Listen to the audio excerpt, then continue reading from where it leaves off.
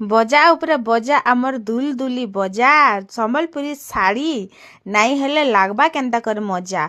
तो हेन्ता आज मैं आपण मान लगे आनी कर किछिटा सम्बलपुरी शाड़ी आर इटा मुई आसती मानछेर बजार मंगलबार बजार। तो सेनु किनी बहुत सारा सम्बलपुरी शाड़ी एक्चुअली किनी जेन दुकान रे देखबो खाली सम्बलपुरी ही उले हेइछे माने जेनता देखबो किनी खाली सम्बलपुरी 8,000 10,000 12,000 केते हजार खाली शाड़ी देखब कह। तो आमे भी किसी शाड़ी देखी पकईलु आजकल पर बिहा घर के जदि जीव से मटन हो न हो पनीर रे काम चले दमा लेकिन सम्बलपुरी शाड़ी टे नहीं पिंधि सेन किसी मजा नहीं ना।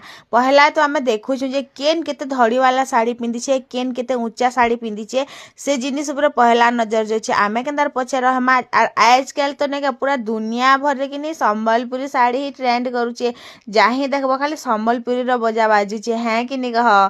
तो सम्बलपुरी शाड़ी जदि होउछे बाहर लोग पसंद करुछन तो आमे कहीं नहीं पिंधमा।